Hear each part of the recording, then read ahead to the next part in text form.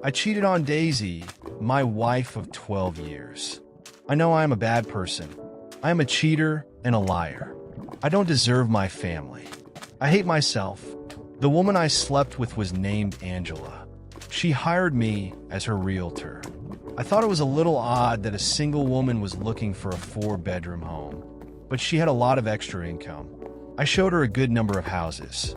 All were in nice neighborhoods, but for some reason she was more interested in flirting than the actual properties. This struck me as very weird. I have never been much to look at. I weigh about 300 pounds on a good day. My hair is receding, and I've had acne since I was a kid. Even my wife has a hard time looking me in the face. But Angela was into me.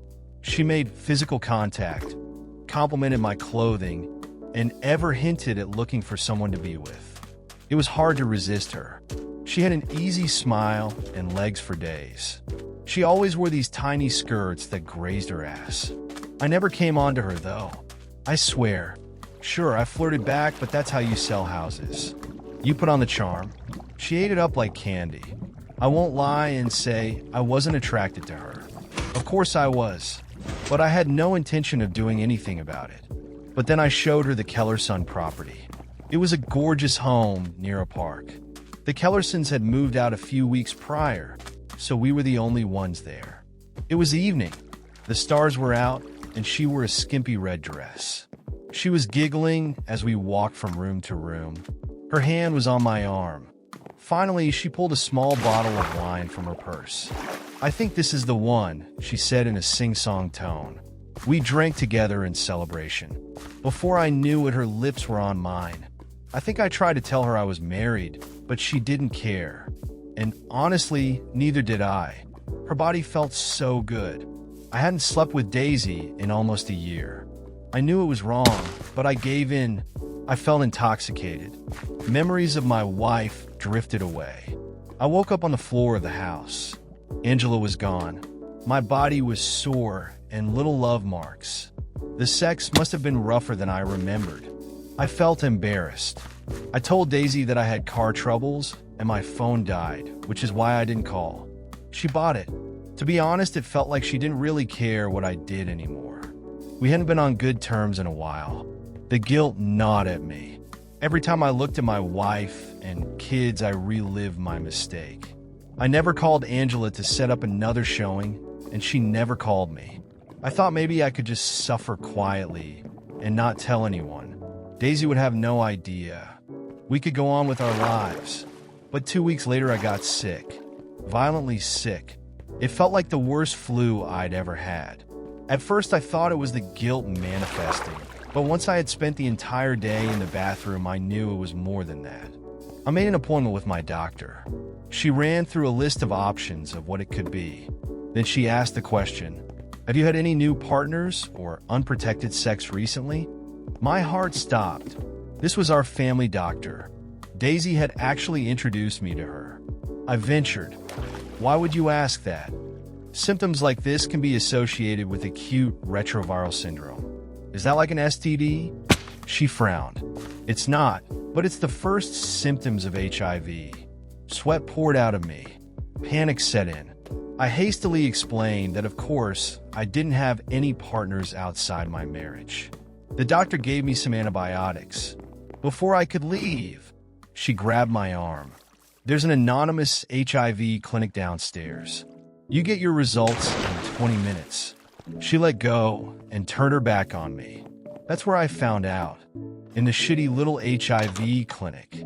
I was surrounded by drug users and homeless people. The man who did the test was just a kid.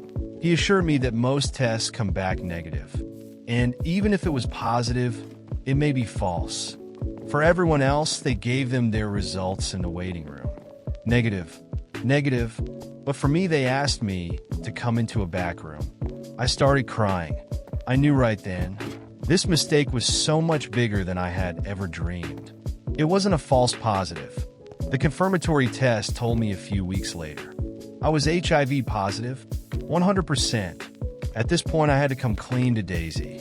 It wasn't just cheating anymore. It could put my wife and kids in danger.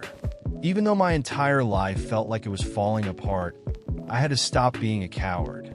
Truthfully, I'd been a coward my entire life. I dropped my kids off at my mom's for the night. I got home to find Daisy sitting on couch reading. She looked almost angelic in the lamplight. I cleared my throat. "Babe, we need to talk." "Oh." She didn't even look up from her book. "There's something I have to tell you." Instead of listening, she grabbed her phone and started messing with it. I sighed in frustration. "Daisy, this is serious." Slowly, she put the phone down. Her eyes bore into me. "Fine. Tell me." Daisy used to be a sweet woman, but over the years she has grown more and more bitter. She loves our kids dearly, but none of that love extends to me. I'm just a stranger in the house. Even her appearance has changed drastically. She didn't bother to shave her legs anymore. The things she used to do for me were forgotten. We fought a lot about how she pushed me away. But then, one day, we stopped fighting and just stopped talking altogether. But that wasn't the point of tonight. I pulled a chair across from her. I couldn't stop myself from crying. She looked at me without an ounce of sympathy. I wiped my face and tried to speak. "About a month ago, I made a mistake. Daisy, I am so sorry.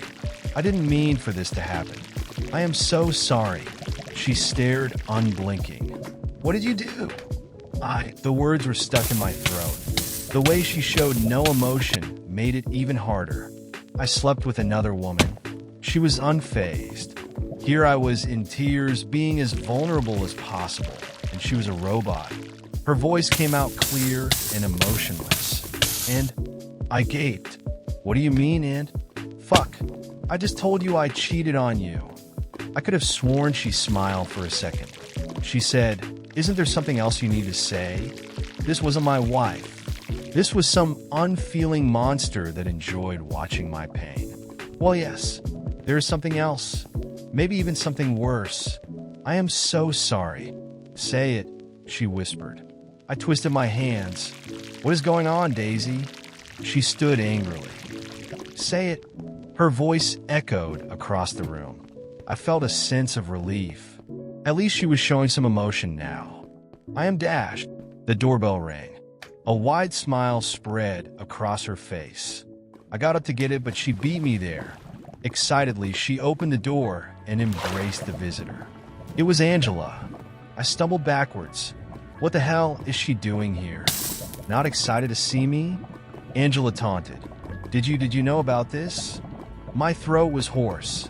Shivers racked my body. Daisy leaned her head against Angela's shoulder. "You've always been a stupid man." Her hand found Angela's, and they intertwined. "So goddamn stupid. I don't understand." "Of course not." She spit in my direction. "I've been married to you for 12 fucking years. I had to pretend to like your huge, stinking body on top of mine. What woman wants a fat husband who smells like fart and beer?" She walked towards me. "I thought I had to marry you. My parents said my desires were wrong, that I could never love who I truly wanted. But then I found Kara." "Who is Kara?" "You really think I gave you my real name?" Angela stepped forward. "My name's not really Angela, and I never was interested in you. How could you even think someone like me would want a slob like you?" I was breathing heavily. "But you slept with me." She laughed cruelly. "Of course I didn't. I drugged you, and you made up what you wanted. But you gave me HIV. That one is true."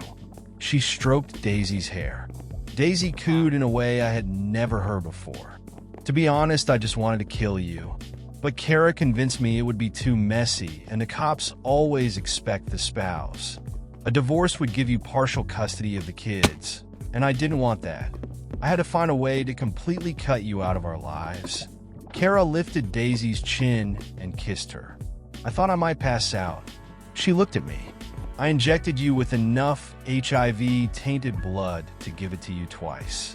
It's the good stuff too, med-resistant." Her laugh was like barbed wire. Daisy joined her. "Who do you think the judge is going to give the kids to? The poor wife who was cheated on, or the slut husband with HIV?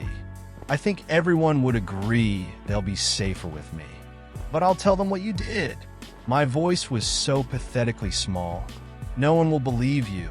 Her face contorted in twisted joy. Just admit it. There is nothing you can do.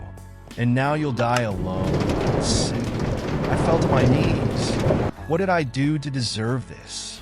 Daisy and Kara loomed over me. Daisy flicked my forehead with her fingernails. You're the one who decided to cheat.